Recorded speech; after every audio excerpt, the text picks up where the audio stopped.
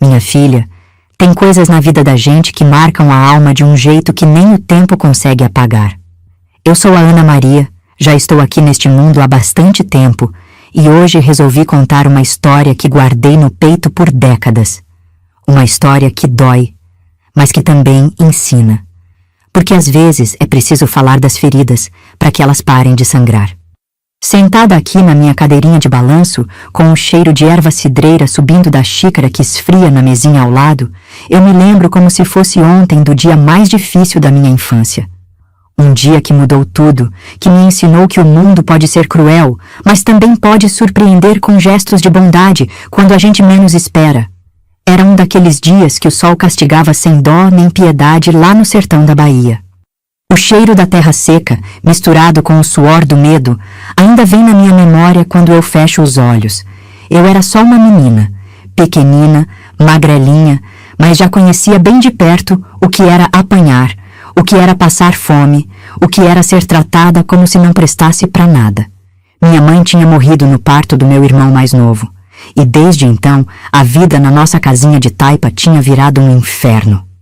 Naquela manhã, que começou com o galo cantando e o cheiro de lenha queimada no fogão a lenha, meu pai acordou já de mau humor. Tinha bebido na noite anterior, coisa que acontecia quase todo dia, e estava com aquele olhar meio perdido, meio bravo, que eu já conhecia bem. Qualquer coisa servia de desculpa para ele descontar a raiva em mim. Ana Maria, sua desgraçada! Ele gritou quando me viu tentando esquentar um resto de cuscuz na panela. Você não vale nem a comida que come, não serve nem para cuidar dos seus irmãos direito. Eu nem tinha feito nada de errado, minha filha. Era só uma criança tentando ajudar, tentando cuidar dos meus irmãozinhos que choravam de fome. Mas para ele, eu sempre era culpada de tudo. Ser menina, ser a mais velha, ser parecida com minha mãe. Tudo isso parecia ser motivo suficiente para eu apanhar. Foi então que ele me agarrou pelos cabelos. Ai, como doía! E me arrastou para fora de casa. Meus pés descalços escorregavam na terra ainda úmida do sereno da manhã, e eu tentava acompanhar os passos largos dele para não machucar ainda mais.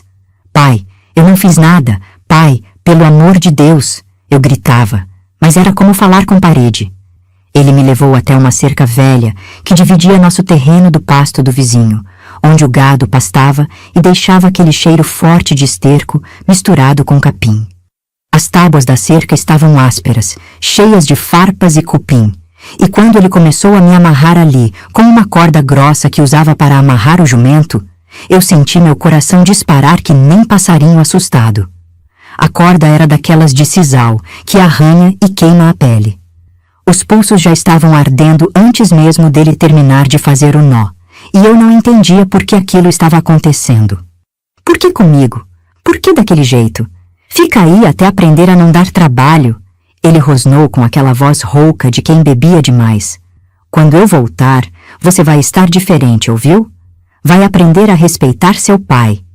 E foi embora, deixando o barulho pesado das botas dele se afastando na terra batida, levantando uma poeirinha vermelha que grudava na minha pele suada. Eu fiquei ali, tremendo, com o sol da manhã que começava a esquentar e bater forte na minha cabeça descoberta. O silêncio que veio depois foi pior que os gritos. Só o vento morno balançando as folhas secas do juazeiro ali perto, o zumbido das moscas que já começavam a rodear e lá longe, o mugido de uma vaca chamando o bezerro. Eu tentei me soltar, puxando os braços, torcendo os punhos, mas a corda só apertava mais. Tentei gritar por socorro, mas minha voz saía fraquinha, perdida naquela imensidão de caatinga que se estendia até onde a vista alcançava. Foi quando percebi, com aquele terror gelado que sobe pela espinha, que talvez eu fosse morrer ali mesmo. Uma menina esquecida, amarrada numa cerca, sem ninguém para sentir minha falta. E sabe o que mais doía, minha filha? Não era nem a corda cortando meus pulsos, nem o sol queimando minha pele clara. Era saber que meu próprio pai, o homem que deveria me proteger mais que tudo no mundo, não me via como filha. Para ele, eu era só um estorvo, um fardo pesado que ele queria se livrar. As horas foram passando devagar, que nem melaço escorrendo de colher velha. O sol foi subindo, ficando mais forte, e eu começava a sentir a cabeça tonta. Minha boca estava seca que nem folha de mandacaru no verão. A garganta arranhava, e as lágrimas tinham secado faz tempo. Meus braços dormentes pendiam nas cordas, e eu sentia o mundo girando ao meu redor. Já estava começando a desmaiar, com aquela escuridão tomando conta da vista, quando ouvi um barulho diferente, cortando o silêncio da tarde. Era o som ritmado de cascos de cavalo se aproximando na estradinha de chão, acompanhado de uma voz grave de homem cantarolando baixinho uma toada sertaneja que falava de amor e saudade. Foi aí que minha vida mudou para sempre, minha filha. Porque nem sempre os anjos aparecem com asas brancas e túnica dourada, como nos desenhos da igreja. Às vezes eles vêm montados num cavalo malhado, com chapéu de couro curtido pelo sol e coração maior que o sertão inteiro. O homem que apareceu naquela tarde quente era o Francisco, um vaqueiro que trabalhava nas fazendas da região. Eu não sabia disso ainda, claro, mas depois vim descobrir que ele era conhecido por toda a redondeza como alguém de palavra, de coração reto. Um homem que não passava por cima de ninguém e que não deixava passar injustiça quando via. Ele veio montado num cavalo malhado, castanho e branco, que obedecia ao menor toque dele. O Francisco devia ter uns 30 e tantos anos naquela época, um homem já feito, com o rosto curtido pelo sol e pelas andanças pelo sertão. Usava um chapéu de couro que cobria os cabelos escuros e na cintura levava uma faca de ponta e um bornal com as coisas de viagem. Quando ele me viu ali, amarrada naquela cerca que nem um animal, puxou as rédeas do cavalo tão de repente que levantou poeira. Desceu num pulo só, com aquela agilidade de quem vive na lida do campo, e veio caminhando na minha direção com passos firmes na terra batida. "Menina, que coisa é essa?" ele perguntou, com uma voz que misturava espanto e revolta. "Quem foi que fez isso contigo?" Eu estava tão fraca, tão assustada, que mal consegui responder. Só olhei para ele com aqueles olhos de quem já não tinha mais esperança de nada. Mas o Francisco não precisou de muita explicação. Ele sacou a faca da cintura, uma dessas facas de vaqueiro, boa de corte, e começou a cortar as cordas que me prendiam. "Calma, menina." Ele ia falando enquanto trabalhava. "Já passou, já vai passar. Ninguém merece ser tratado assim, principalmente uma criança." Quando as cordas se soltaram, meus braços caíram que nem galhos secos, dormentes de tanto tempo na mesma posição. Minhas pernas bambearam, e se não fosse o Francisco me segurar, eu teria desabado no chão ali mesmo. Ele me amparou com cuidado, como quem segura um passarinho machucado. "Como é seu nome, menina?" "Ana Maria." Consegui sussurrar, com a voz rouca de sede e medo. "Ana Maria. Nome bonito. Eu sou o Francisco. E onde estão seus pais?" Quando eu apontei para a casa, ele franziu o senho. Dava para ver a fumaça subindo da chaminé, sinal de que tinha gente lá dentro. O Francisco me pegou no colo. Eu era magrinha, pesava que nem uma pluma, e foi caminhando em direção à porta da frente. A casa onde morávamos era pequena, de taipa e telha, com 2 janelas na frente e uma varanda estreita, onde minha mãe costumava sentar para costurar quando ainda estava viva. Tinha um pé de manga grande no quintal, que dava sombra gostosa nas tardes de calor, e uns pés de milho, que meu pai plantava quando não estava bebendo demais. Naquela hora, meus irmãozinhos estavam brincando no quintal. O mais velho depois de mim era o João, que devia ter uns 10 anos. Um menino esperto, mas quieto, que já aprendeu cedo que era melhor não incomodar quando o pai estava de mau humor. A Maria José, que todos chamavam de Zezé, tinha uns 7 anos e era toda cheia de cachos no cabelo, igualzinha a nossa mãe que morreu. E o caçula era o Luiz, um menino pequenininho que ainda chorava muito e que eu cuidava como se fosse minha obrigação. Quando viram um homem estranho me carregando no colo, os 3 vieram correndo, assustados. "Ana! Ana! O que aconteceu?" gritou o João preocupado. "Cadê o pai de vocês?" perguntou o Francisco, com uma voz firme, mas não assustadora. Foi a Zezé quem respondeu, apontando para dentro da casa. "Tá lá dentro, dormindo na rede. Ele bebeu muito ontem e disse que não queria ser incomodado." O Francisco me colocou no chão, devagar, certificando-se de que eu conseguia ficar de pé. Depois se dirigiu para a porta da casa, que estava encostada. Bateu forte na madeira. "Ô de casa, Preciso falar com o dono aqui.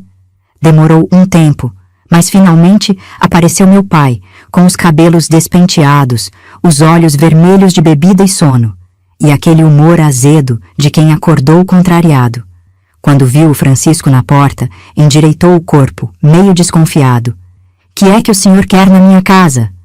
Vim devolver sua filha, disse o Francisco, apontando para mim.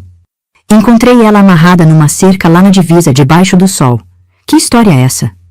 Meu pai deu uma olhada para mim, depois para o Francisco e soltou uma risada sem graça.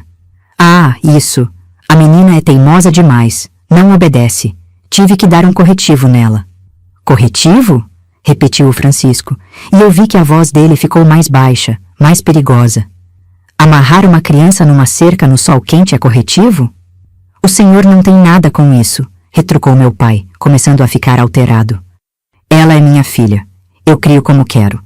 Foi aí que o Francisco deu um passo à frente, e mesmo sendo um homem calmo, ele parecia mais alto, mais imponente.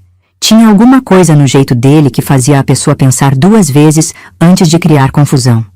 Escuta aqui, ele disse, com uma voz que cortava o ar como faca afiada.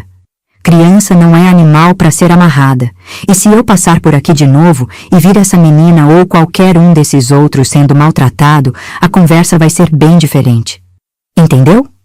Meu pai quis falar alguma coisa, mas alguma coisa no olhar do Francisco o fez engolir as palavras. Ele apenas resmungou e voltou para dentro da casa, batendo a porta com força. O Francisco se virou para mim e meus irmãos, que estávamos todos parados ali, sem saber o que pensar. Ele tirou do bornal um pedaço de rapadura embrulhada num pano limpo e quebrou em 4 pedaços. Tomem, disse, entregando um pedaço para cada um. E Ana Maria, se alguma coisa assim acontecer de novo, você grita bem alto, ouviu? Grita até alguém escutar. Eu nunca vou esquecer o gosto daquela rapadura, minha filha. Doce, grudenta, derretendo na boca seca. Mas mais doce ainda era a sensação de que alguém tinha se importado comigo, tinha me visto como gente, como alguém que merecia ser tratada com respeito. O Francisco montou no cavalo malhado, tocou na aba do chapéu se despedindo e foi embora, deixando o barulho dos cascos se afastando na estrada poeirenta. Mas alguma coisa tinha mudado ali dentro de mim naquela tarde. Uma sementinha de esperança que eu nem sabia que existia tinha brotado no meu coração. Depois que o Francisco foi embora naquela tarde, a vida na nossa casa voltou para aquela rotina pesada que eu já conhecia bem. Mas alguma coisa tinha mudado dentro de mim, sabe? Era como se uma janelinha tivesse se aberto no meu peito, deixando entrar um pouquinho de luz num lugar que antes só tinha escuridão. Nosso dia a dia era sempre igual, minha filha. Eu acordava antes do sol nascer, quando ainda tinha aquele frio gostoso da madrugada e o cheiro de sereno molhando a terra. Era minha obrigação acender o fogo no fogão de lenha. Tinha que soprar as brasas até pegar, cuidando para não deixar a fumaça entrar muito nos olhos. Depois esquentava a água na lata velha que servia de chaleira e preparava o cuscuz para todos nós. Meu pai acordava sempre mal-humorado, principalmente quando tinha bebido na noite anterior. Ele trabalhava como agregado numa fazenda ali perto, cuidando de uma pequena roça de feijão e milho, mas era um trabalho incerto. Às vezes passava dias sem fazer nada, só deitado na rede da varanda, resmungando e mandando a gente ficar quieto. Ana Maria, cadê meu café? Ele gritava ainda da rede, sem nem ao menos dar bom dia. E eu corria para coar o café ralo na flanela furada, adoçado com rapadura quando tinha, amargo quando não tinha. Meus irmãozinhos dependiam de mim para tudo. O João até que ajudava, levava água do poço e juntava lenha para o fogo. Mas a Zezé e o Luiz eram pequenos demais. Eu que penteava os cabelos da Zezé de manhã, tentando desenredar os cachos sem fazer ela chorar. Eu que dava banho no Luiz na bacia de alumínio, no quintal, com sabão caseiro que ralava nossa pele, mas era o que tinha. A casa da gente era simples, mas tinha seus cantinhos que eu gostava. A cozinha era pequena, com o fogão de lenha encostado numa parede e uma mesinha de madeira no centro, onde fazíamos as refeições. Tinha uma prateleira na parede onde ficavam os pratos e as panelas. Não eram muitos, mas eram nossos. Na sala, além da rede do meu pai, tinha um banco comprido que minha mãe tinha ganhado de casamento e onde eu contava histórias para meus irmãos nas noites que não tinha briga. No quarto que eu dividia com a Zezé, tínhamos uma cama de madeira com um colchão de palha que fazia barulho toda vez que a gente se mexia. O João e o Luiz dormiam numa cama igual no quarto ao lado. As paredes eram de taipa mesmo, caiadas de branco quando tinha dinheiro para cal. E no meu quarto tinha uma janelinha pequena por onde entrava a lua cheia nas noites claras. O que mais me doía não eram as surras ou a falta de comida. Era a sensação de que eu não podia ser criança. Enquanto outras meninas da minha idade brincavam de boneca ou corriam pelo terreiro, eu tinha que ser quase uma mãe para meus irmãos. Quando eles choravam, era eu que tinha que consolar. Quando se machucavam, era eu que limpava o sangue e fazia curativo com pano limpo e folha de erva santa. Teve uma manhã, poucos dias depois da história da cerca, que eu estava lavando roupa no tanque de pedra do quintal. Era um trabalho pesado para meus braços finos, esfregar as camisas sujas de terra, as calças rasgadas dos meninos, os panos que a gente usava como fralda para o Luiz. A água estava gelada e minhas mãos já estavam vermelhas de tanto esfregar no sabão. Foi quando ouvi o barulho de cascos na estradinha. Meu coração deu um pulo, porque eu reconheci aquele som. Era o cavalo malhado do Francisco. Ele apareceu no portão do quintal, montado no mesmo cavalo, mas dessa vez estava levando alguma coisa amarrada na garupa. Quando me viu, acenou com a mão e desmontou. "Bom dia, Ana Maria. Como é que você está?" "Bom dia, seu Francisco", respondi, enxugando as mãos na saia molhada. "Estou bem, obrigada." Ele olhou ao redor, notando meus irmãos brincando debaixo da mangueira. O João tinha feito uns cavalinhos de sabugo de milho e a Zezé e o Luiz estavam fazendo uma casinha com pedras e gravetos. "E seu pai? Está em casa?" "Não, senhor. Foi para a roça cedo. Só volta na hora do almoço." O Francisco assentiu e foi até o cavalo, desamarrando um saco de estopa que estava na garupa. Dentro tinha farinha de mandioca, um pedaço de carne seca embrulhada em papel pardo e uma lata de leite condensado, coisas que eram quase um luxo para nós. "Isso aqui é para vocês", ele disse, entregando o saco nas minhas mãos. Uma família com criança pequena não pode passar necessidade. Eu fiquei sem fala, segurando aquele presente que valia mais que ouro para nós. O cheiro da carne seca subia do papel, e eu já imaginava o caldinho gostoso que ia fazer para meus irmãos. "Muito obrigada, seu Francisco. Mas por que o senhor está fazendo isso?" Ele se agachou na minha frente, ficando da minha altura, e me olhou com aqueles olhos bondosos. "Ana Maria, você lembra da sua mãe?" "Lembro sim. Ela era bonita, cheirosa e cantava para a gente dormir." "Pois é, uma mãe cuida dos filhos, protege, ama. Quando ela não está mais aqui, alguém precisa lembrar vocês de como é ser cuidado com carinho, entende?" Eu entendi, mesmo sendo criança. O Francisco não estava só dando comida. Ele estava mostrando que existiam pessoas boas no mundo, pessoas que se importavam com o sofrimento dos outros. Antes de ir embora, ele ainda brincou um pouco com meus irmãos, ensinou o João a fazer um brinquedo de vara e barbante e prometeu que ia voltar outras vezes para ver como estávamos. Naquela noite, quando fiz o jantar com a carne seca e a farinha nova, meus irmãos comeram, que foi uma alegria. O Luiz até pediu bis, coisa que raramente acontecia porque nunca tinha comida suficiente. E quando deitei na cama de palha barulhenta, eu rezei um Pai Nosso, agradecendo por ter conhecido o Francisco. Eu não sabia ainda, mas aquele homem ia se tornar a família que eu nunca tive, o pai que meu pai nunca soube ser, a proteção que minha mãe teria me dado se estivesse viva. Às vezes, eu olhava pela janelinha do quarto, vendo as estrelas brilhando no céu escuro, e pensava se minha mãe não tinha mandado o Francisco para cuidar da gente. Se não era ela, lá do céu, intercedendo por seus filhos abandonados. Era uma ideia de criança, eu sei, mas me dava consolo acreditar que não estávamos completamente sozinhos neste mundo. As coisas estavam indo bem durante algumas semanas, minha filha. O Francisco aparecia de vez em quando, sempre trazendo alguma coisa. Às vezes era comida, às vezes era remédio quando algum de nós ficava doente. Outras vezes, era só a presença dele mesmo, que já alegrava nosso dia. Meu pai não gostava muito, resmungava baixinho, mas não tinha coragem de falar nada diretamente para o Francisco. Foi numa tarde de domingo, quando o sol estava começando a se pôr e pintava o céu daquele rosa suave que eu gostava tanto, que as coisas começaram a complicar.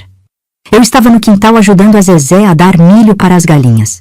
Tínhamos umas 3 ou 4 que botavam ovos de vez em quando ouvi vozes alteradas vindo de dentro da casa.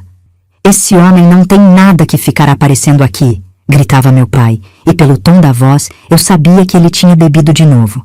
"Quem ele pensa que é? O dono da casa sou eu." A voz que respondia era do meu tio Carlos, irmão mais novo do meu pai. Ele morava na cidade e aparecia de tempos em tempos, sempre trazendo novidades e fofocas dos vizinhos. O tio Carlos era diferente do meu pai, mais esperto, mais falante, mas também mais perigoso quando queria. "José", dizia ele, "esse vaqueiro está te fazendo de bobo. Você não vê? Ele vem aqui, traz comida para seus filhos, fica de conversa com a menina. Que ideia é essa? Homem que não tem família própria fica se metendo na dos outros por quê?" Eu senti um frio na barriga ouvindo aquilo. O João, que estava por perto, veio se juntar a mim e a Zezé. Todos nós ficamos quietinhos, tentando escutar a conversa dos adultos. "Você tem razão", concordou meu pai. "Eu já estava achando estranho essa história. Homem solteiro, sem mulher, sem filho, e fica se interessando por criança dos outros. Que coisa é essa?" "É isso mesmo que estou falando", continuou o tio Carlos, e eu podia imaginar ele balançando a cabeça, com aquele jeito dele de quem sabe de tudo. "E outra coisa, José, você não acha humilhante? O homem vem aqui e traz comida como se você não fosse capaz de sustentar sua própria família. Isso é desfeita, meu irmão." Eu não entendia direito o que eles estavam falando, mas sentia que não era coisa boa. O Francisco sempre foi respeitoso conosco. Nunca fez nada de errado. Pelo contrário, ele era a única pessoa que tratava a gente com carinho, que se preocupava se estávamos bem. "Que é que você acha que eu devo fazer?" perguntou meu pai. "Da próxima vez que ele aparecer aqui, você fala firme.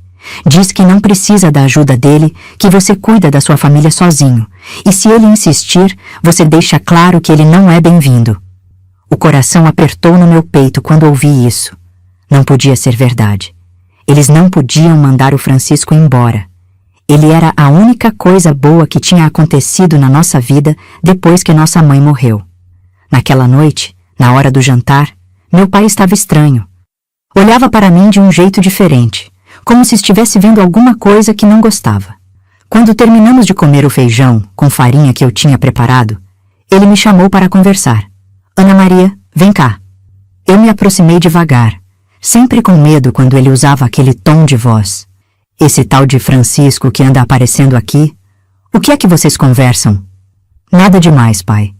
Ele pergunta como a gente está, se precisamos de alguma coisa. E você gosta quando ele vem?" Eu não sabia como responder.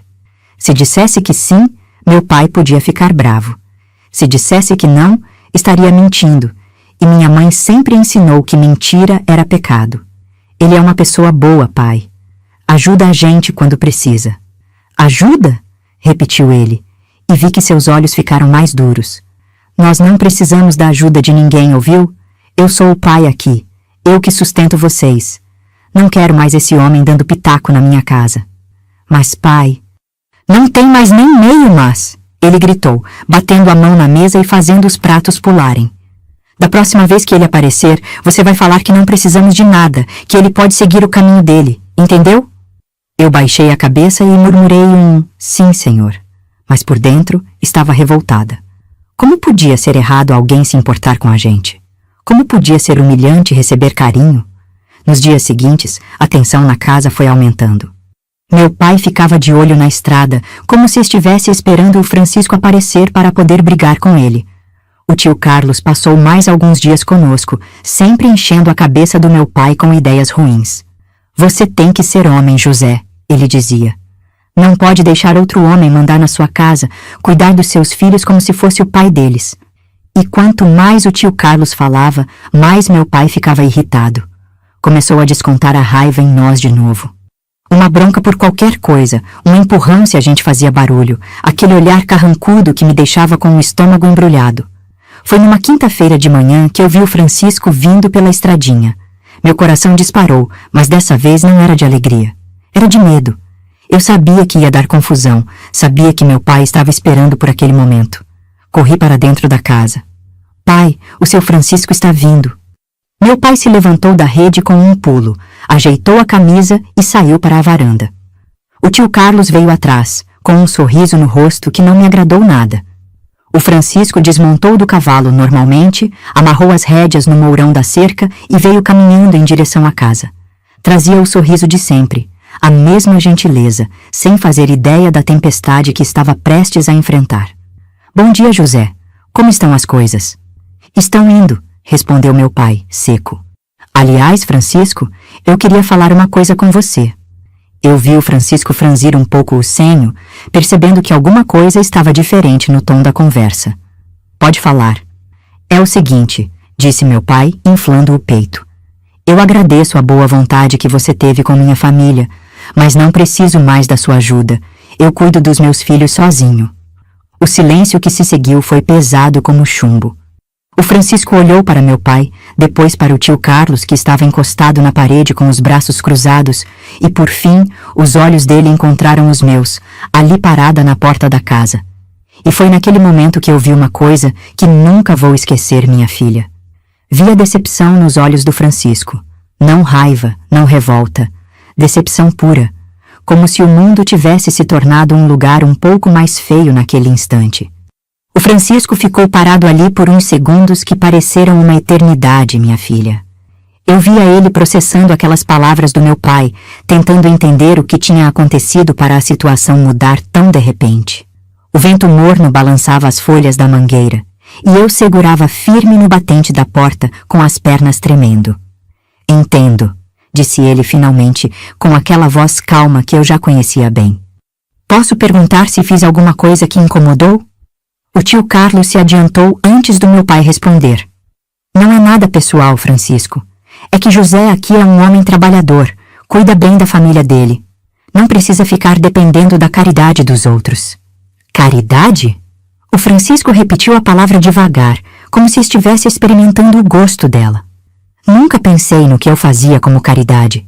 Pensei que fosse solidariedade. Pessoas se ajudando. Pode ser, disse meu pai, meio sem jeito, mas tentando manter a firmeza. Mas mesmo assim, acho melhor cada um cuidar da sua vida. Foi aí que aconteceu algo que ninguém esperava. O Francisco não ficou bravo, não discutiu, não tentou convencer. Em vez disso, ele tirou o chapéu da cabeça, passou a mão pelos cabelos escuros e fez uma coisa que me partiu o coração. Ele olhou diretamente para mim e perguntou: Ana Maria, é isso mesmo que você quer? Que eu pare de vir aqui? O mundo parou naquele momento, minha filha.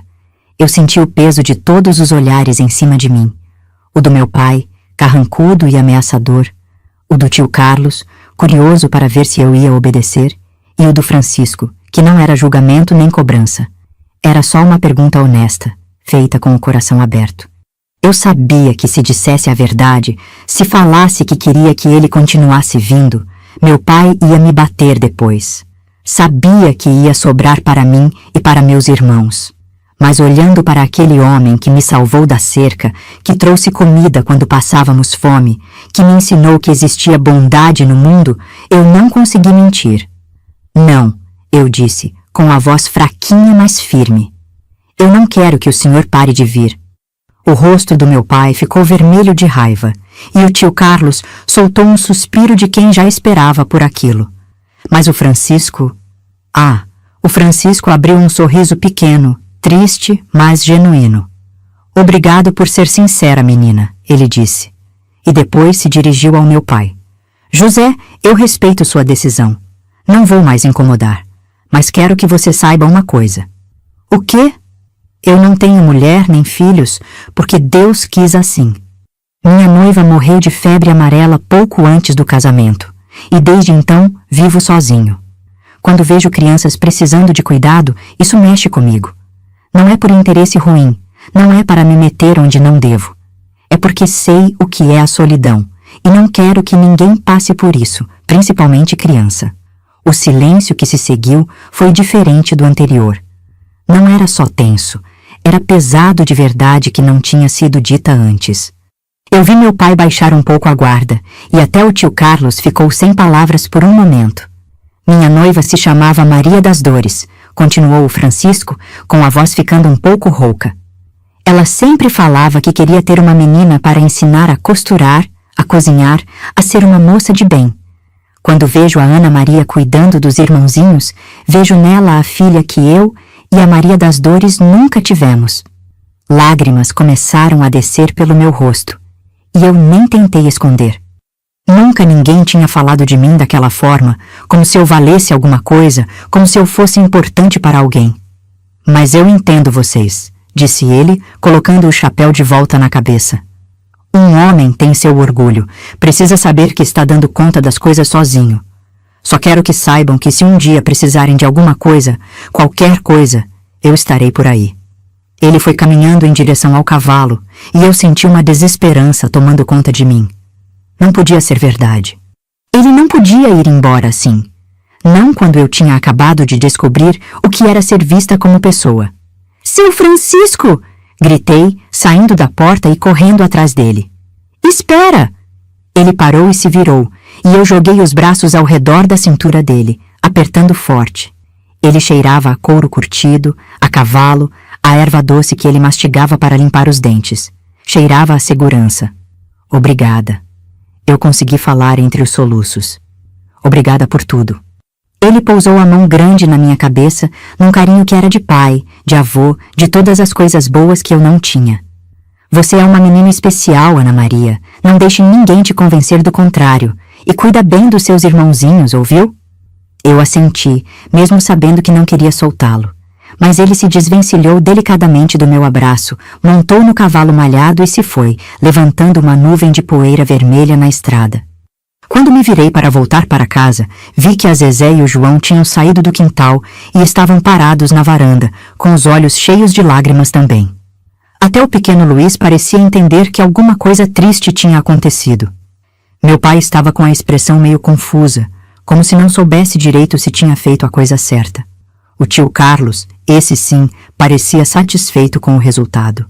Pronto, disse ele, batendo as mãos uma na outra como se estivesse tirando poeira. Agora vocês podem viver em paz, sem intrometido na família. Mas paz foi exatamente o que não tivemos nos dias que se seguiram. Sem o Francisco aparecendo de vez em quando, sem a comida extra que ele trazia, sem a sensação de que alguém se importava conosco, a casa ficou mais fria, mais triste, mais desesperançada. Meu pai voltou a beber mais, irritado consigo mesmo, mas sem coragem de admitir que tinha sido injusto. O tio Carlos foi embora para a cidade depois de alguns dias, deixando o estrago feito. E eu aprendi uma lição dolorosa sobre como o orgulho dos adultos pode machucar as crianças. Nas noites seguintes, quando deitava na cama de palha barulhenta, eu ficava olhando pela janelinha do quarto, esperando ver a silhueta do Francisco na estrada. Mas ela nunca aparecia. E aos poucos fui entendendo que tinha pessoas neste mundo que passavam pela nossa vida que nem estrelas cadentes, brilhavam forte por um tempo, iluminavam tudo ao redor, mas depois desapareciam, deixando só a lembrança do brilho. O que eu não sabia ainda era que essa história estava longe de terminar.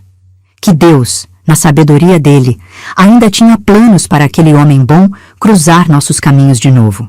Mas isso só ia descobrir tempos depois, quando a vida me ensinou que nem todas as despedidas são para sempre. Depois que o Francisco foi embora naquela manhã, minha filha, foi como se uma nuvem escura tivesse se instalado sobre nossa casa. Eu me lembro de ficar parada ali na varanda por um tempo, olhando a estrada vazia, esperando que ele mudasse de ideia e voltasse. Mas a poeira que o cavalo dele levantou foi baixando devagar, e o silêncio tomou conta de tudo. Aquela noite foi uma das mais difíceis da minha vida.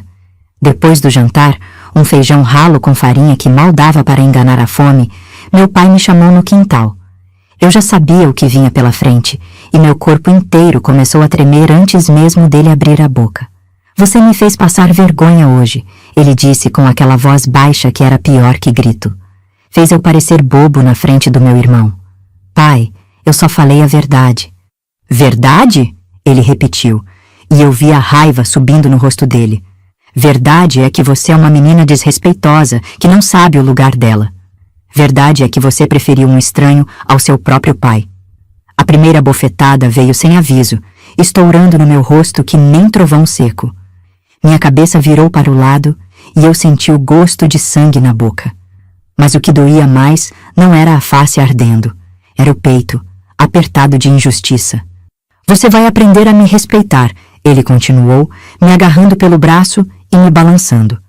Vai aprender que eu sou o pai aqui, que é a minha palavra que vale.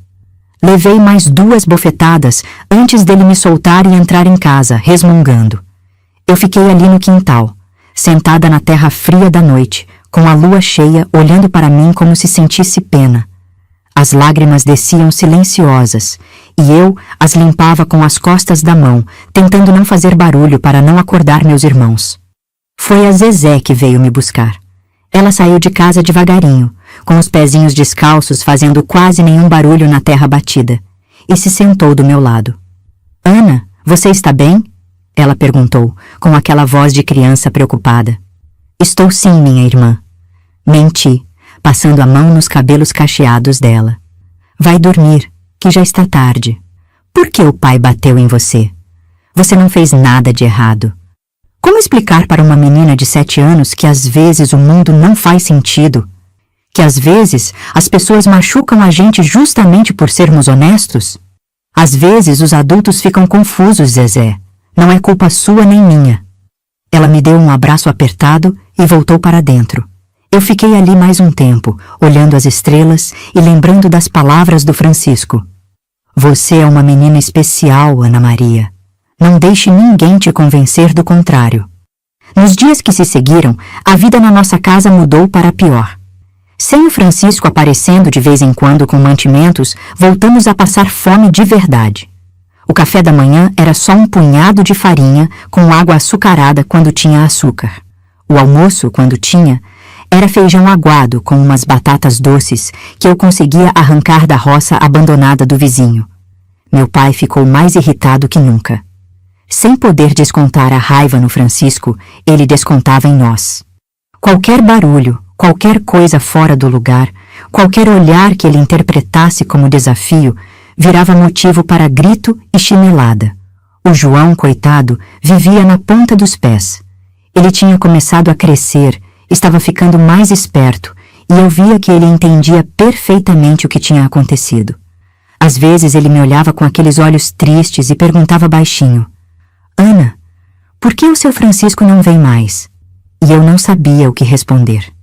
Como explicar que os adultos às vezes preferem o orgulho ao bem-estar das crianças? Como dizer que nosso pai tinha mandado embora a única pessoa que se importava de verdade com a gente? A Zezé começou a fazer xixi na cama de novo, coisa que não acontecia desde pequenininha. Ela acordava assustada no meio da noite, chorando baixinho para não incomodar o pai. Eu a consolava como podia. Trocava as roupas molhadas, lavava os lençóis no tanque gelado da madrugada. O pequeno Luiz, que era apenas um bebê ainda, chorava mais que o normal. Acho que ele sentia a tensão da casa, o medo que pairava no ar que nem neblina pesada. Eu tentava distraí-lo, cantando as cantigas que minha mãe costumava cantar, mas minha voz saía trêmula, sem a alegria de antes. Foi numa tarde de quarta-feira, quando eu estava estendendo roupa no varal de arame que ficava atrás da casa, que ouvi um barulho de cascos na estrada. Meu coração disparou e eu corri para a frente da casa para ver quem era. Não era o Francisco. Era outro vaqueiro, montado num cavalo preto, que parou em frente ao nosso portão. Ele olhou para a casa, depois para mim, e acenou com a mão. Menina, seu pai está em casa? Está sim, senhor. Vai chamar ele? Pode ser? Eu entrei correndo e acordei meu pai, que estava cochilando na rede da tarde. Ele se levantou resmungando e foi falar com o homem. José, disse o vaqueiro, vim aqui por causa do Francisco. Meu coração deu um pulo. O que tinha acontecido com ele? Que tem o Francisco? Perguntou meu pai, e eu notei uma pontinha de preocupação na voz dele. Ele teve um acidente. O cavalo pisou numa toca de tatu e caiu com ele. Francisco quebrou a perna, está de cama na casa do patrão dele. Eu senti as pernas bambearem. O Francisco machucado, sozinho, sem ninguém para cuidar dele direito. O mesmo homem que tinha cuidado de nós quando precisávamos. Está muito ruim? Perguntou meu pai. Os ossos estão no lugar, mas vai demorar para sarar. O problema é que ele não tem família aqui perto e o patrão não pode ficar cuidando dele o tempo todo. Está precisando de alguém para fazer comida, limpar o ferimento, essas coisas. Houve um silêncio longo. Eu estava ali parada na porta, com o coração batendo forte, esperando. Esperando que meu pai tivesse um pouquinho de humanidade, que lembrasse de tudo que o Francisco tinha feito por nós. Finalmente, ele falou: situação difícil, mas eu não posso ajudar. Tenho minha família para cuidar. O vaqueiro assentiu, sem julgar, montou no cavalo preto e foi embora. E eu fiquei ali parada, com uma revolta queimando no peito que nem ferro em brasa. Naquela noite, quando todos estavam dormindo, eu saí da cama devagarinho e fui para o quintal. Sentei embaixo da mangueira, no mesmo lugar onde o Francisco costumava brincar com meus irmãos, e chorei todas as lágrimas que tinha guardado. Chorei pela injustiça de ver um homem bom sofrendo sozinho. Chorei pela frieza do meu pai, que não conseguia enxergar além do próprio orgulho.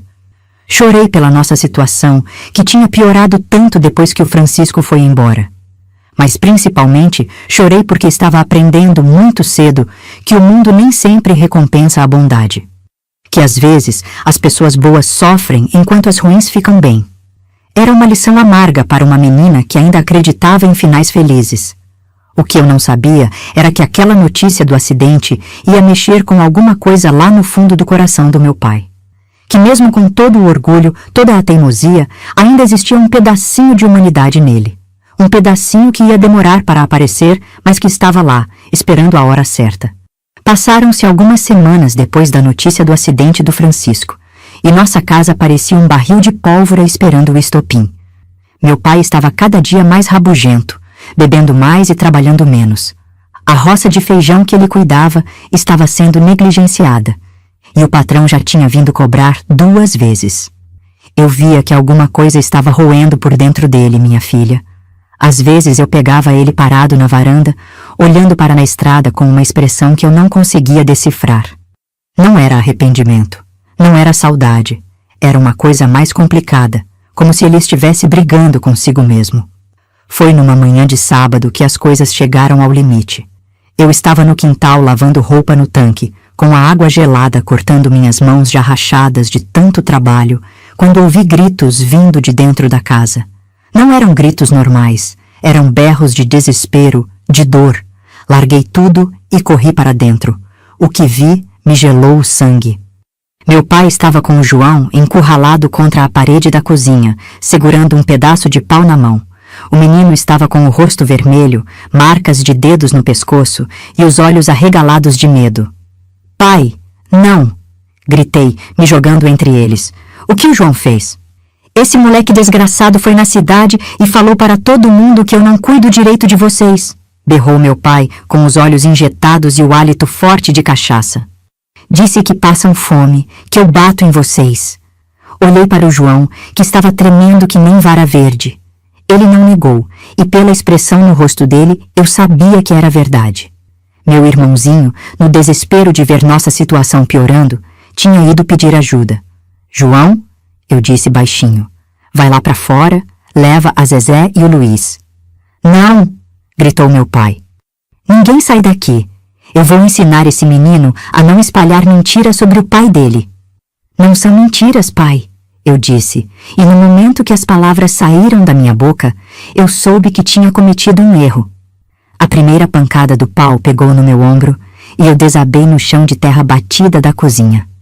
A dor subiu pelo braço que nem fogo, mas eu não gritei. Não podia gritar e assustar mais ainda meus irmãos. "Você também, sua peste?"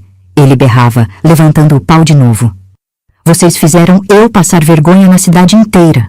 Agora todo mundo vai dizer que José não sabe criar os filhos."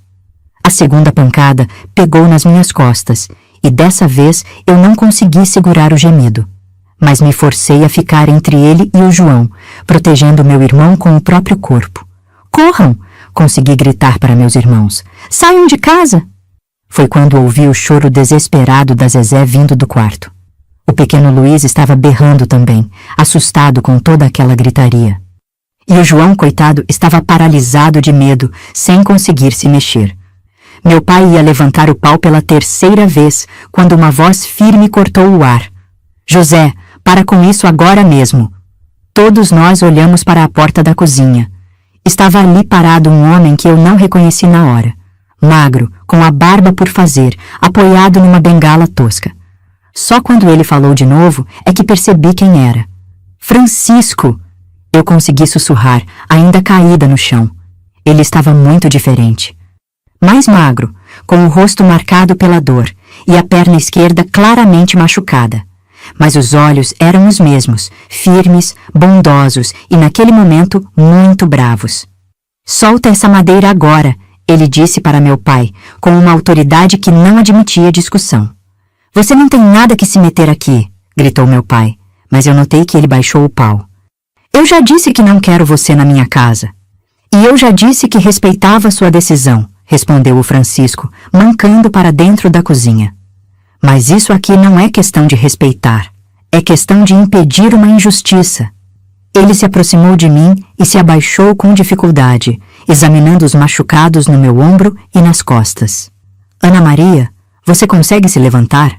Eu assenti, e ele me ajudou com cuidado. Cada movimento doía, mas o alívio de ver ele ali era maior que qualquer dor física. Como você soube? Perguntei baixinho. O menino veio me procurar onde estou me recuperando, disse ele, olhando para o João com carinho. Contou que as coisas estavam ruins aqui. Vim assim que consegui montar no cavalo. Meu pai estava parado ali, segurando o pau, mas sem saber o que fazer. A presença do Francisco tinha desarrumado toda a raiva dele. José, disse o Francisco, se virando para ele, você quer mesmo fazer isso? Bater nos seus próprios filhos porque eles pediram ajuda? É isso que você acha que um pai deve ser? Eles me envergonharam, disse meu pai, mas a voz já não tinha a mesma força. Falaram mal de mim para os outros. E por que você acha que eles fizeram isso? Por maldade? Ou porque estavam com medo, com fome, sem saber para onde se virar? O silêncio que se seguiu foi pesado.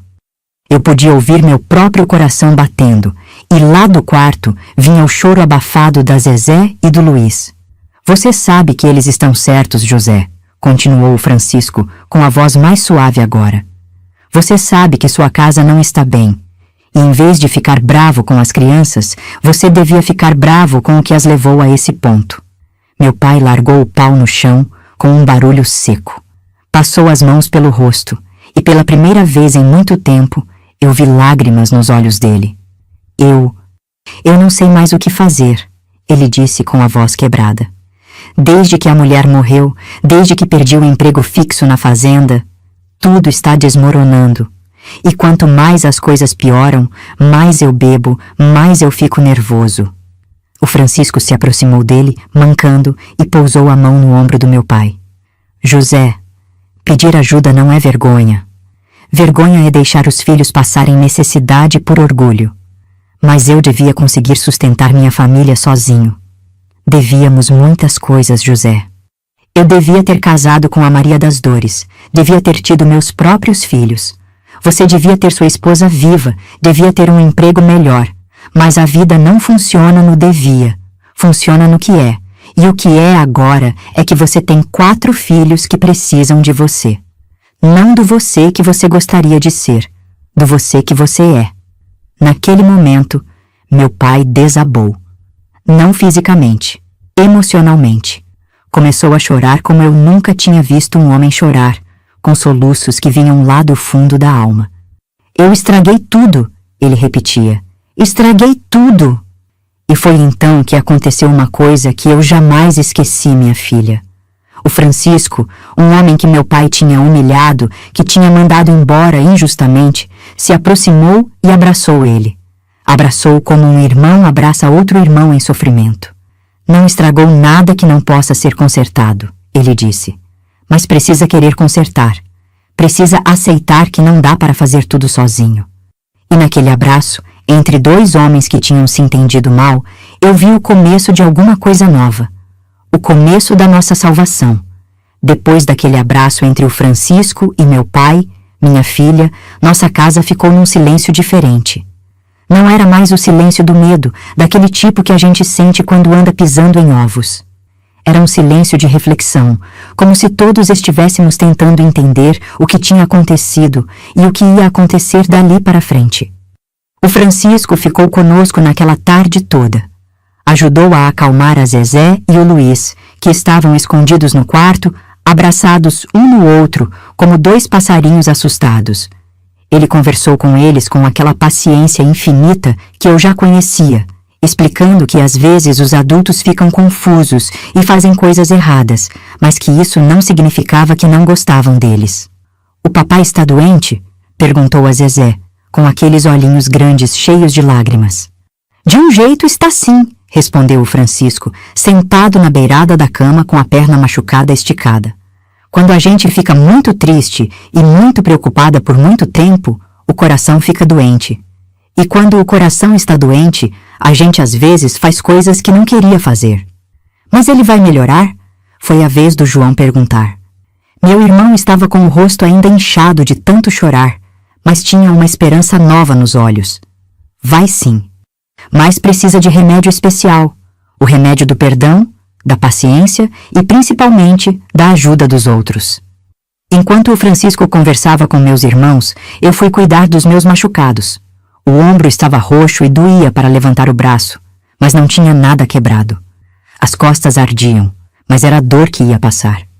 O que não ia passar tão fácil era a lembrança daqueles momentos de terror, quando achei que meu próprio pai podia me matar. Meu pai ficou o resto do dia que nem sombra de si mesmo. Sentou na varanda e ficou ali, olhando para o nada, às vezes passando a mão pelo rosto, como se estivesse tentando acordar de um pesadelo. De vez em quando ele olhava para mim, e eu via a vergonha estampada no rosto dele. Vergonha do que tinha feito, do que quase fez. No final da tarde, quando o sol já estava se pondo e pintando o céu daquela cor de laranja que eu sempre gostei, o Francisco me chamou para conversar no quintal, embaixo da mangueira. "Ana Maria", ele disse, se apoiando na bengala tosca que tinha feito para ajudar a andar.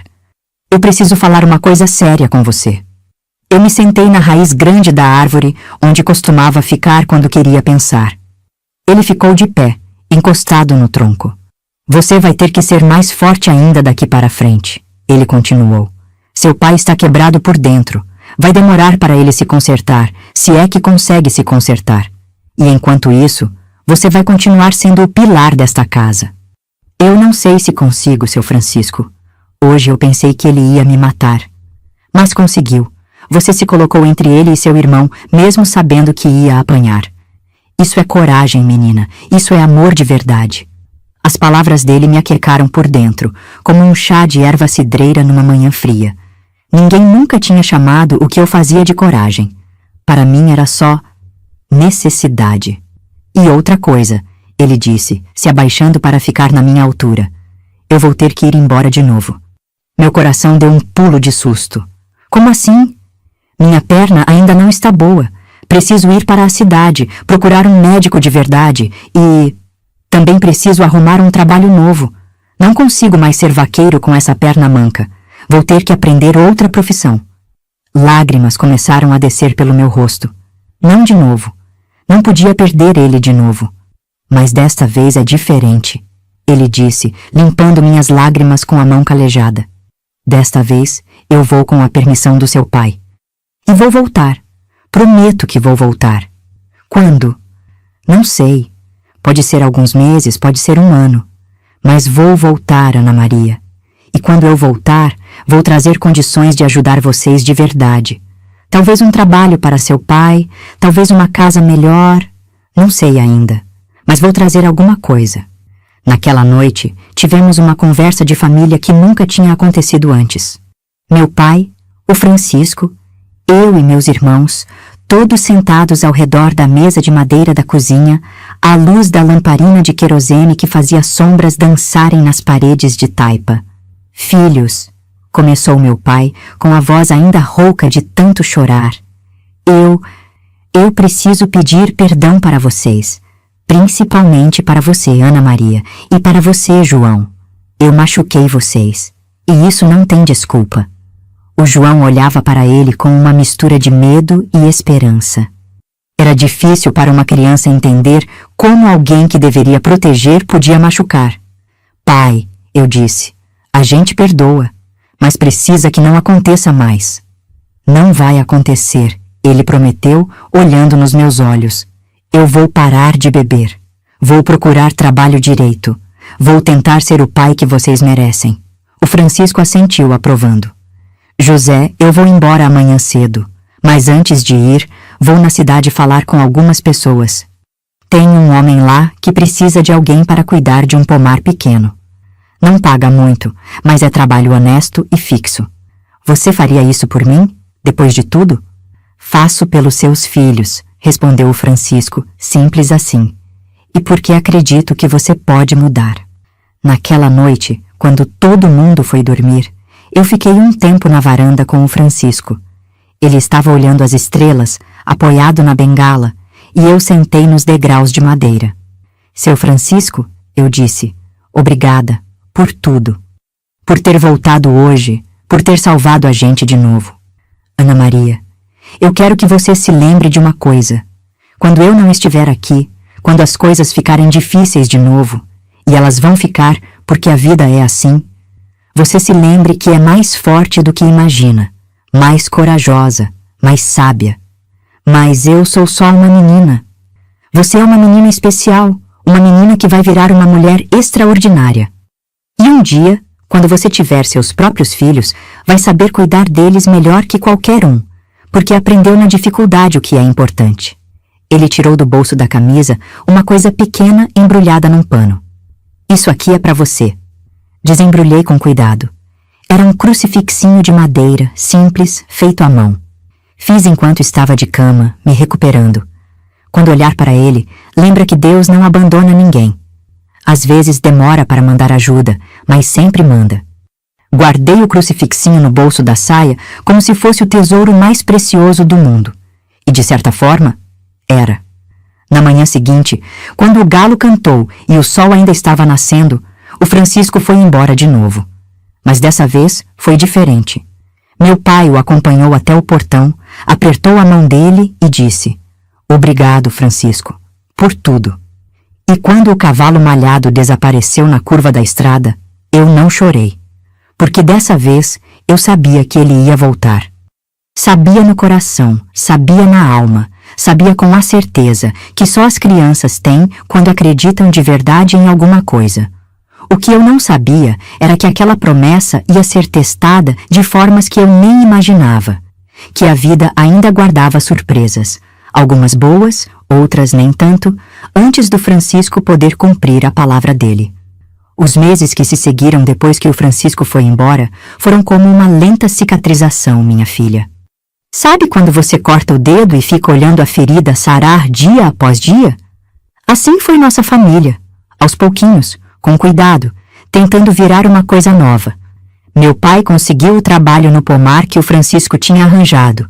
Era longe de casa, tinha que sair antes do sol nascer e só voltava quando já estava anoitecendo, mas era trabalho honesto. Cuidava de pés de manga, cajá e jaca de um português que tinha uma propriedade pequena nos arredores da cidade. O salário não era muito, mas dava para comprar o básico: feijão, farinha, açúcar e às vezes até um pedacinho de carne. Mais importante que o dinheiro, o trabalho tirou meu pai da ociosidade que o levava para a bebida. Quando ele chegava em casa, no fim do dia, estava cansado demais para pensar em cachaça. Caía que nem pedra na rede e dormia a noite toda, sem pesadelo, sem grito, sem violência. Eu continuava cuidando da casa e dos meus irmãos, mas agora era diferente. Não era mais aquele cuidado desesperado de quem tenta tapar buraco em navio furado. Era o cuidado de quem estava construindo alguma coisa devagar, com esperança. A Zezé parou de fazer xixi na cama. O Luiz começou a falar as primeiras palavras de verdade. Ana, água, ão para o pão. O João voltou a brincar, a sorrir, a ser criança. E eu comecei a descobrir que existia tempo para outras coisas além de apenas sobreviver. Foi numa tarde de domingo, quando terminei cedo os afazeres de casa, que me sentei embaixo da mangueira com um pedaço de pano velho e uma agulha que tinha achado na caixa de costura da minha mãe. Comecei a bordar umas florezinhas simples, só para ocupar as mãos. Não sabia direito como fazer. Ia inventando os pontos, mas era gostoso ver as flores amarelas ganhando forma no tecido branco. Que bonito, Ana! Disse a Zezé, se aproximando com curiosidade. Me ensina? E foi assim que começamos nossas tardes de domingo. Eu ensinando para a Zezé o pouco que sabia de costura, ela me ajudando a inventar novos pontos. Às vezes, o João vinha se juntar a nós, não para costurar, mas para contar histórias enquanto nossas mãos trabalhavam. Histórias que ele inventava sobre princesas corajosas e cavaleiros bonitos. Histórias que faziam a Zezé rir e me faziam lembrar que ainda éramos crianças. Meu pai, quando via a gente assim, às vezes parava para olhar. No começo ficava meio sem jeito, como se não soubesse como participar daqueles momentos. Mas aos poucos foi se aproximando, primeiro só escutando as histórias do João, depois contando algumas que ele lembrava da própria infância. E finalmente, numa tarde que nunca vou esquecer, se sentando no chão conosco e pedindo para eu ensinar ele a fazer um ponto simples. Para que você quer aprender a costurar, pai? Perguntou a Zezé rindo. Para consertar as próprias roupas quando elas rasgarem, ele respondeu, meio sem graça. E para participar do que vocês estão fazendo, para ser mais presente. A palavra presente ecoou no meu coração. Era isso que tinha faltado sempre, presença. Não só o corpo ali, mas a mente, o coração, a atenção de verdade. Durante esse tempo, eu guardava o crucifixinho do Francisco sempre comigo. Às vezes, quando as coisas ficavam difíceis, quando faltava comida no final do mês, quando algum de nós ficava doente, quando a saudade do Francisco apertava demais, eu pegava o crucifixinho e lembrava das palavras dele. Deus não abandona ninguém. Às vezes, demora para mandar ajuda, mas sempre manda. Foi numa dessas vezes, quando eu estava com o crucifixinho na mão, rezando baixinho para que nossa situação continuasse melhorando, que aconteceu uma coisa que me encheu o coração de alegria. A Dona Maria, nossa vizinha mais próxima, veio bater na nossa porta numa manhã de terça-feira. Ela era uma senhora viúva, que morava sozinha numa casinha ainda menor que a nossa, e que sempre foi meio arredia, meio fechada.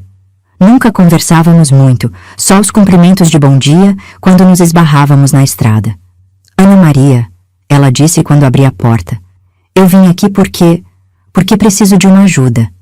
Ela parecia meio encabulada, mexendo nas mãos, sem saber bem como começar. Pode falar, Dona Maria.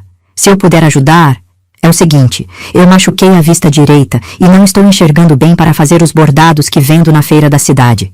E ouvi dizer que você anda aprendendo a costurar. Meu coração deu um pulo. A senhora vende bordados?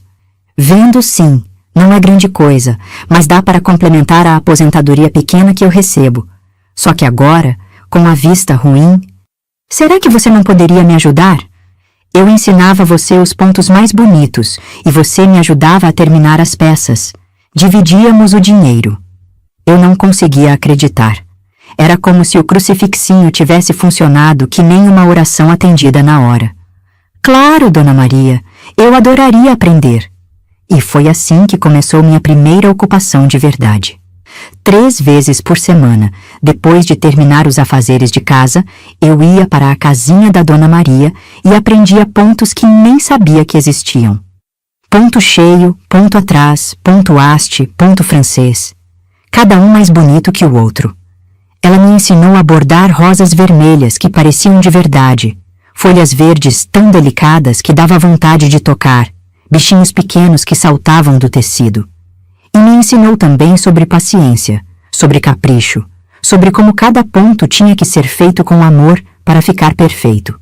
Bordado sem amor fica torto, Ana Maria, ela dizia, ajeitando minha posição na cadeira. As mãos seguem o coração. Se o coração está alegre, o bordado fica alegre também. Com o dinheiro que ganhávamos vendendo os bordados na feira, que não era muito, mas era nosso, eu consegui comprar uma galinha poedeira a mais, alguns metros de tecido melhor para fazer roupas novas para meus irmãos e até umas alpargatas de couro para o João, que estava crescendo e precisando de calçado. Mais importante que o dinheiro, aquele trabalho me deu alguma coisa que eu não sabia que estava precisando. Um propósito próprio. Não era só cuidar dos outros, não era só reagir ao que acontecia. Era criar, era produzir, era ter um talento que era meu. Numa noite de sábado, quando toda a família estava reunida na sala, meu pai consertando uma alpargata velha, eu e a Zezé bordando, o João brincando com o Luiz no chão. Eu olhei ao redor e senti uma coisa estranha no peito. Era paz. Uma paz que eu não sabia que existia. Pai, eu disse, interrompendo o silêncio gostoso que tinha se instalado. Você acha que o seu Francisco vai voltar mesmo? Meu pai parou o que estava fazendo e me olhou. Nos olhos dele, eu vi uma coisa que não via há muito tempo. Esperança. Acho que sim, Ana Maria. Homem como o Francisco não quebra promessa. E se não voltar? Bom, pelo menos ele já fez o que tinha que fazer. Nos ensinou que dá para recomeçar. Foi a primeira vez que ouvi meu pai falar do Francisco com respeito, com gratidão. E naquele momento eu entendi que a maior vitória não era o Francisco voltar ou não voltar. Era nós termos aprendido que podíamos ser felizes, podíamos ser família, podíamos ter esperança. Era nós termos descoberto que a salvação às vezes não vem de fora. Às vezes ela cresce dentro da gente, devagar, como uma sementinha que alguém plantou e que demora para brotar, mas quando brota, é para ficar. Quase 1 ano tinha se passado desde que o Francisco foi embora, minha filha, quando aconteceu algo que me fez parar para pensar em tudo que tínhamos vivido. Era uma manhã de domingo, daquelas em que o tempo parece andar mais devagar e a gente consegue respirar mais fundo. Eu estava no quintal estendendo roupa no varal, mas agora eram roupas limpas, bem cuidadas, algumas até com pequenos bordados que eu mesma tinha feito, quando ouvi um barulho na estrada. Não era o som de cascos que eu sempre ficava esperando escutar. Era uma carroça velha, com rodas que rangiam, puxada por um jumento cansado. A carroça parou em frente ao nosso portão e dela desceu uma mulher que eu nunca tinha visto. Era uma senhora de meia-idade, com cabelos grisalhos presos num coque e um vestido escuro meio surrado. Ela olhou para a nossa casa por um momento, como se estivesse comparando com alguma coisa que tinha na memória. Com licença, ela disse quando me aproximei do portão. Aqui é a casa do José? É sim, senhora. Ele é meu pai, mas não está em casa agora, foi trabalhar. Posso ajudar em alguma coisa? A mulher me olhou de um jeito estranho, como se estivesse estudando meu rosto. Como é seu nome, menina? Ana Maria. Ana Maria, ela repetiu devagar, e vi alguma coisa se mexer nos olhos dela. Você é filha do José com a Conceição? Meu coração deu um pulo. Fazia tanto tempo que ninguém falava o nome da minha mãe. Era assim, senhora. Minha mãe morreu quando meu irmão mais novo nasceu. A mulher suspirou fundo, como se estivesse carregando um peso muito grande. Eu sou Antônia, irmã da sua mãe. Sua tia. O mundo parou naquele momento. Tia? Minha mãe tinha uma irmã? Como era possível que eu nunca soubesse disso? Tia? Consegui gaguejar. É, menina. Eu morava longe daqui, no interior de Alagoas. Só soube da morte da Conceição agora, através de um conhecido que passou por lá. Vim assim que pude. Chamei meus irmãos, que vieram correndo do quintal onde estavam brincando. A Zezé se escondeu atrás de mim, tímida, mas o João ficou curioso. O Luiz, que agora já andava firme e falava várias palavras, apontou para a mulher e disse: Quem é? É a nossa tia, Luiz, irmã da mamãe. A tia Antônia ficou conosco o dia todo. Contou histórias da minha mãe que eu nunca tinha ouvido, como elas brincavam quando crianças, como minha mãe cantava desde pequena, como era boa de coração e sempre ajudava quem precisava. Conceição era a mais nova de nós 3 irmãs, ela contou, sentada na nossa sala pequena, com o Luiz no colo. Sempre foi a mais sonhadora, a mais carinhosa. Quando soube que ela ia casar e vir morar aqui no sertão da Bahia, eu fiquei preocupada. Achei que ela não ia se acostumar com a vida dura daqui. Ela era feliz aqui? Perguntei com o coração apertado. Pelo que vejo de vocês, menina, ela foi muito feliz. Vocês são a cara dela, principalmente você e essa menina aqui, disse, apontando para a Zezé.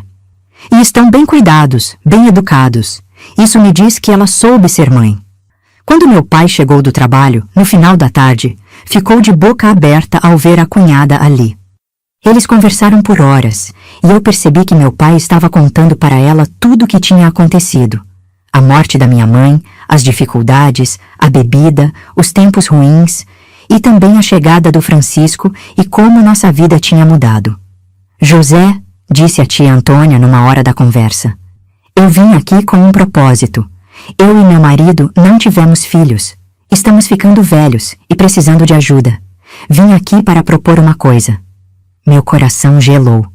Eu já imaginava o que vinha por aí.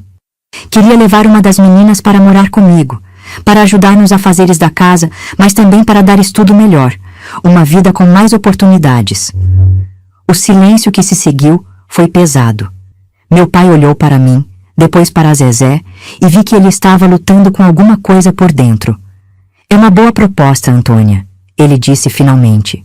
Mas eu não posso mais separar minha família. Já aprendi que família é para ficar junta, para se ajudar.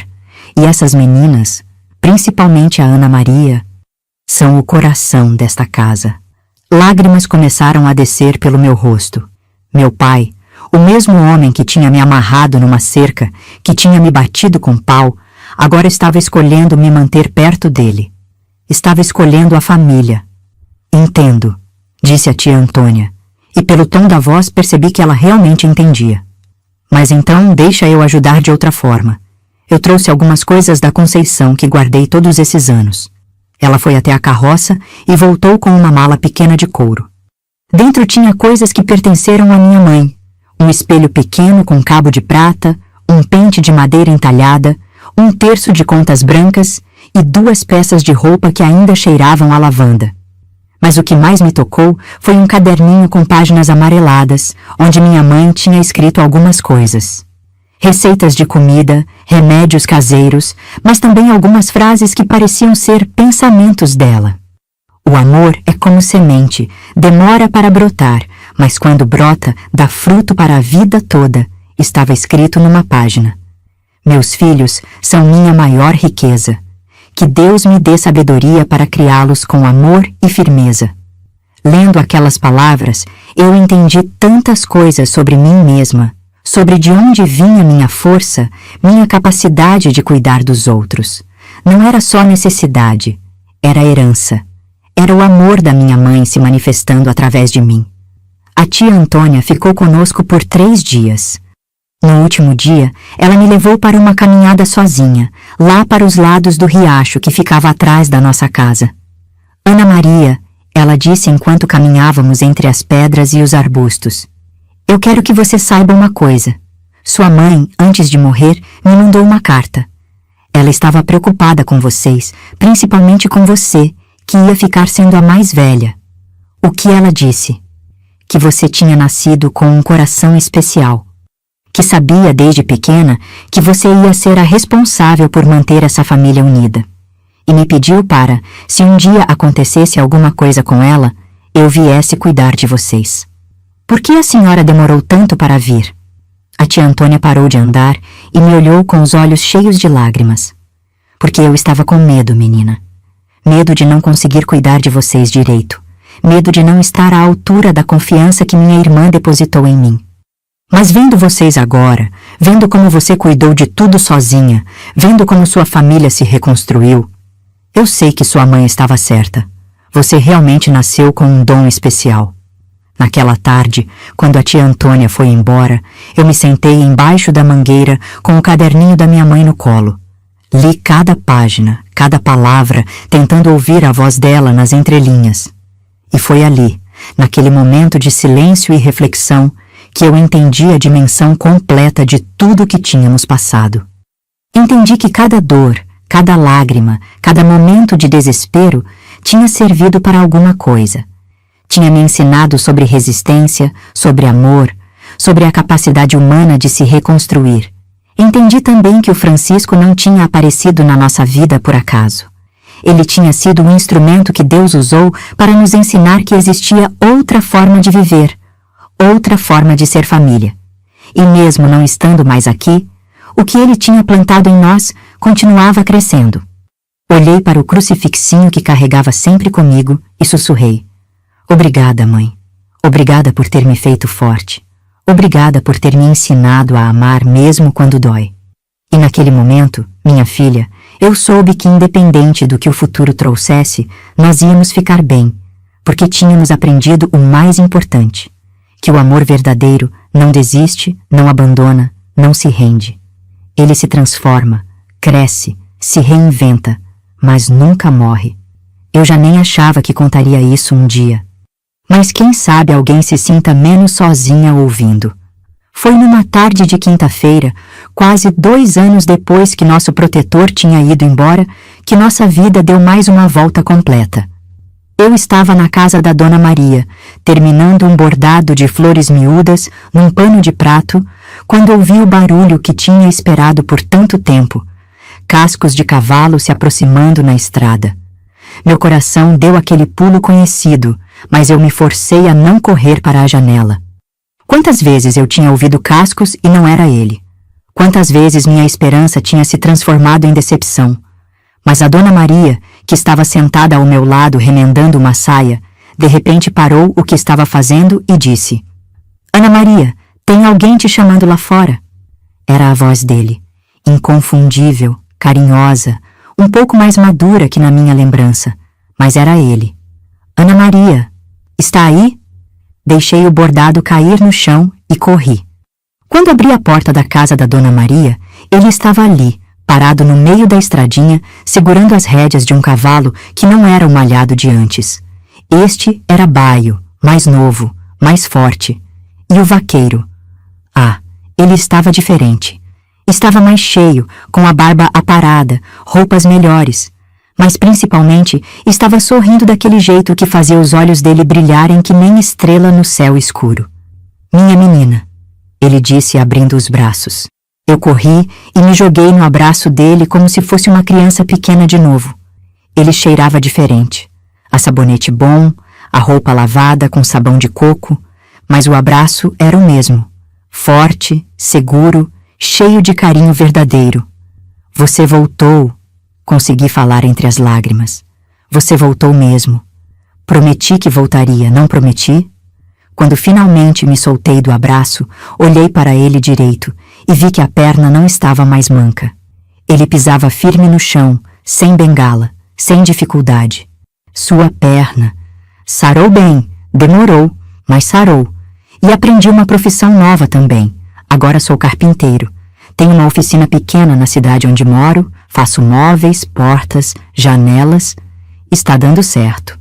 Fomos caminhando juntos em direção à minha casa e no caminho ele foi contando tudo o que tinha acontecido. Como ficou meses se tratando com um médico na cidade, como aprendeu carpintaria com um português que precisava de ajudante, como juntou dinheiro trabalhando duro todos os dias. E agora vim cumprir a promessa que fiz.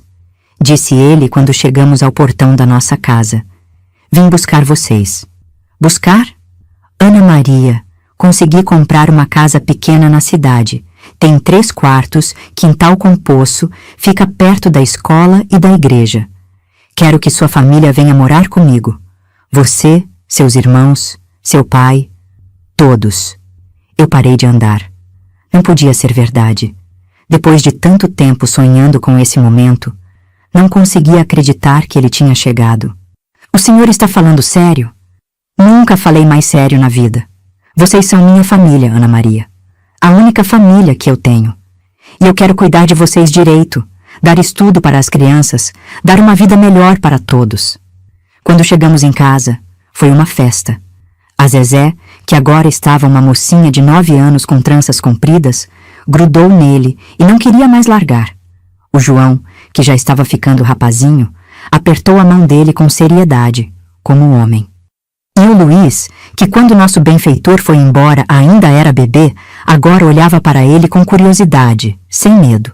Este é o tio Francisco que a gente sempre falava, Eu expliquei para o Luiz. Lembra das histórias? O menino assentiu e, para minha surpresa, estendeu os bracinhos para o Francisco pegar no colo. Meu pai chegou do trabalho e, quando viu nosso protetor ali, ficou parado na porta da casa por um momento, como se não acreditasse. Depois veio caminhando devagar, com aquele jeito meio sem jeito que ele tinha quando se emocionava. Francisco, ele disse, e vi que a voz dele tremeu um pouco. José, meu amigo, como está? Eles se cumprimentaram com um aperto de mão que virou abraço e eu vi meu pai chorar de novo. Mas dessa vez não era choro de desespero, era choro de gratidão, de alívio, de alegria. Naquela noite, depois do jantar, um jantar especial, porque ele tinha trazido carne boa da cidade, nós conversamos até tarde sobre os planos para o futuro. José, disse nosso benfeitor, quero que você seja meu sócio na carpintaria. Você sempre foi bom com as mãos, e eu preciso de alguém de confiança para me ajudar. O trabalho está crescendo, tenho encomenda que não dá conta sozinho. Meu pai ficou sem palavras. Depois de tanto tempo sendo empregado dos outros, ter a chance de ser sócio em alguma coisa... Eu não entendo nada de carpintaria, ele disse. Eu ensino. Do mesmo jeito que você me ensinou sobre plantação, sobre lida de roça. A gente se ajuda, José. É assim que as coisas funcionam entre amigos de verdade. Depois ele se virou para mim. E você, Ana Maria, vai estudar. Tem uma escola na cidade que aceita meninas, e você é inteligente demais para ficar sem estudo. E nos tempos livres, se quiser, pode me ajudar fazendo bordados para vender. Vi como seus trabalhos estão bonitos. Eu não conseguia falar. Era tudo o que eu tinha sonhado, mas que nunca achei que podia virar realidade. E as outras crianças? Perguntei. Todas vão estudar. O João já está em idade de aprender uma profissão também. E a Zezé e o Luiz vão ter a infância que merecem, com brinquedos, com livros, com carinho. Foi então que aconteceu o momento mais emocionante de toda essa história, minha filha. Ele se levantou, foi até a maleta que tinha trazido e tirou de lá uns papéis. Ana Maria, venha cá. Eu me aproximei curiosa. Estes são os papéis da adoção, ele disse, com a voz cheia de emoção. Se vocês quiserem, se seu pai concordar, eu gostaria de adotar vocês 4. Não para tirar o lugar do José como pai, mas para que vocês tenham 2 famílias, a família do sangue e a família do coração. O silêncio que se seguiu foi diferente de todos os outros silêncios da minha vida. Era um silêncio cheio de amor, de gratidão, de futuro. Meu pai foi o primeiro a falar. Francisco, seria uma honra. Seria a maior honra da minha vida. E então eu entendi de uma vez por todas que Deus nunca tinha me abandonado. Todas as dores, todas as lágrimas, todos os momentos de desespero tinham sido o caminho para chegar até ali. Para chegar até aquele momento em que nossa família quebrada se tornava uma família 2 vezes maior, 2 vezes mais forte. Olhei para o crucifixinho no meu pescoço e sussurrei uma oração de gratidão. Não só pela volta dele, mas por tudo que tínhamos vivido. Porque foi justamente passando pelo vale da sombra da morte que aprendemos a valorizar a luz. Foi quebrando que aprendemos a nos reconstruir melhores. E naquela noite, deitada na minha cama de palha pela última vez, olhando pela janelinha do quarto onde tantas vezes tinha chorado de medo e de saudade, eu soube que minha vida estava começando de verdade. Não como menina que teve que crescer cedo demais, mas como jovem que sabia o valor de cada conquista. Nosso protetor tinha cumprido a promessa. Deus tinha cumprido a promessa. E eu? Eu tinha aprendido que às vezes a salvação não vem na hora que a gente quer, mas sempre vem na hora que a gente precisa. E assim, minha filha querida, nossa vida mudou para sempre. Em poucas semanas, estávamos todos morando na casa que o Francisco tinha comprado na cidade. Uma casinha simples, mas com luz elétrica, água encanada e quintal grande onde plantamos um pé de manga em homenagem àquela árvore debaixo da qual passamos tantas tardes difíceis e também algumas alegres. Meu pai e o Francisco se tornaram sócios de verdade na carpintaria. E foi lindo de ver como os 2 homens que um dia se desentenderam por orgulho, agora trabalhavam lado a lado, cada um respeitando o talento do outro. Meu pai descobriu que tinha jeito para entalhar madeira, fazendo desenhos delicados em móveis que viraram famosos na região. E o Francisco, com sua paciência infinita, ensinou a ele não só os segredos da carpintaria, mas também os segredos de ser pai sem usar a força. Eu estudei, sim. Fui para a escola da cidade e descobri que tinha facilidade com as letras e os números. A professora, Dona Rosa, sempre dizia que eu tinha cabeça boa para o aprendizado e me incentivava a ler todos os livros que conseguisse encontrar. Nas horas vagas, continuei bordando, e meus trabalhos ficaram tão conhecidos que as senhoras da cidade encomendavam toalhas e roupas especiais para festas e casamentos. A Zezé virou uma moça linda e estudiosa, com aqueles cachos que eram iguais aos da nossa mãe. Ela tinha talento para a música e aprendeu a tocar violão na igreja, onde cantava no coral aos domingos. O João se interessou pela carpintaria e se tornou o braço direito do pai e do Francisco, fazendo móveis que eram verdadeiras obras de arte. E o Luiz? O Luiz cresceu sabendo que era amado por uma família inteira, sem nunca conhecer a dor do abandono ou da violência. O Francisco nunca se casou. Dizia que Deus tinha escolhido para ele uma família diferente, mas não menos especial. Nas tardes de domingo, quando todos estávamos reunidos no quintal da casa nova, ele olhava para nós com aquele sorriso satisfeito de quem cumpriu sua missão na terra. Mas sabe o que mais me marcou nesses anos todos, minha filha? Foi uma conversa que tive com ele numa dessas tardes de domingo, quando eu já estava uma mocinha de 16 anos e começava a receber pretendentes para namorar. Seu Francisco, eu disse, sentada ao lado dele no banco de madeira que ele mesmo tinha feito para o quintal. Eu nunca te perguntei. Por que você fez tudo isso por nós? Por que se importou tanto com uma família que nem era sua? Ele ficou um tempo calado, olhando para o pé de manga que já estava crescido e dando as primeiras flores. Depois me olhou com aqueles olhos bondosos que eu conhecia tão bem. Ana Maria, você lembra quando te falei da Maria das Dores? Lembro. Sua noiva que morreu. Pois é.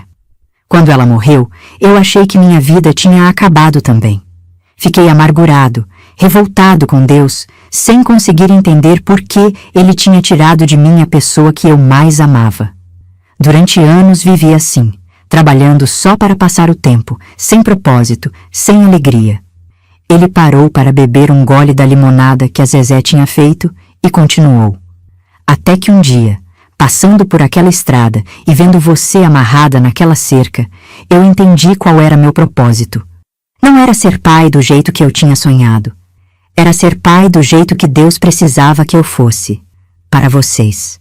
Lágrimas começaram a descer pelo meu rosto, como sempre acontecia quando ele falava dessas coisas profundas. Sabe o que a Maria das Dores me disse no último dia que conversamos, quando ela já estava muito doente? Ele perguntou. Balancei a cabeça que não. Ela disse, Francisco, se eu morrer, não fica se lamentando. Deus tem um plano para você. Talvez seja diferente do nosso plano, mas vai ser bom também. Promete que vai ficar de olhos abertos para ver quando Ele te mostrar o caminho. E foi isso que aconteceu? Foi exatamente isso que aconteceu. Quando vi você naquela cerca, quando olhei nos seus olhos e vi uma criança precisando de proteção, eu soube. Era isso que a Maria das Dores estava falando. Era isso que Deus tinha guardado para mim. Naquele momento eu entendi tanta coisa sobre a vida, sobre como Deus trabalha de formas misteriosas, sobre como as perdas de uma pessoa podem se transformar em ganho para outras. Anos se passaram. Eu me casei com um rapaz bom da cidade, o Roberto, que trabalhava na ferrovia e que o Francisco aprovou depois de conversar muito com ele para ter certeza de que ia me tratar bem. Tivemos filhos, 3 meninos e 2 meninas, e cada um deles cresceu ouvindo as histórias do avô Francisco, como eles chamavam ele. Meu pai viveu até os 70 e tantos anos, tempo suficiente para ver todos os netos crescerem e para se orgulhar do homem que tinha se tornado.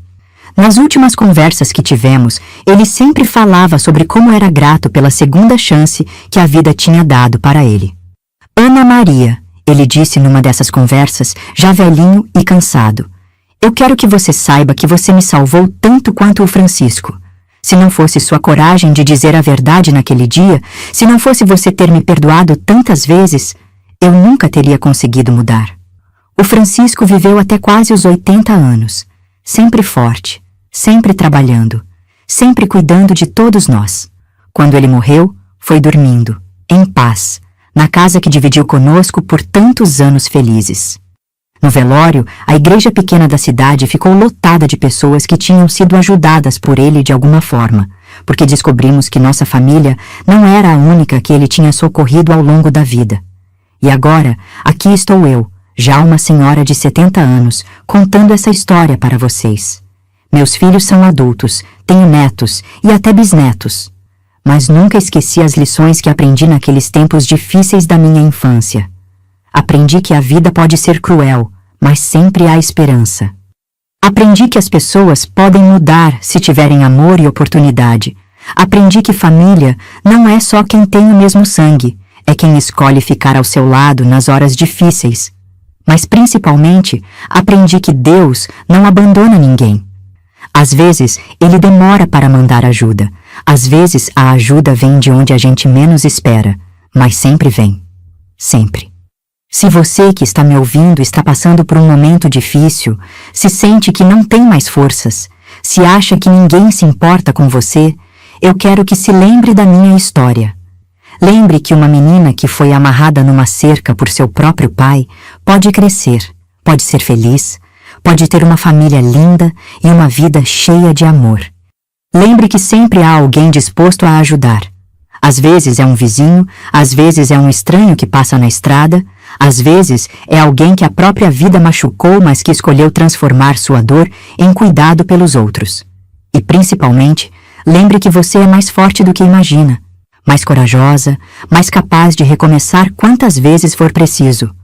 O crucifixinho que o Francisco me deu naquela tarde, há mais de 50 anos, ainda está aqui comigo. Agora ele fica numa caixinha especial, junto com as cartas que minha mãe escreveu e com uma foto da nossa família toda reunida no quintal da casa da cidade. São meus tesouros mais preciosos, as provas de que uma vida pode mudar completamente quando encontra o amor verdadeiro.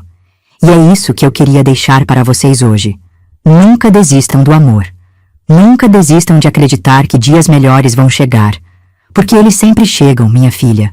Sempre chegam. Que Deus abençoe vocês e até a próxima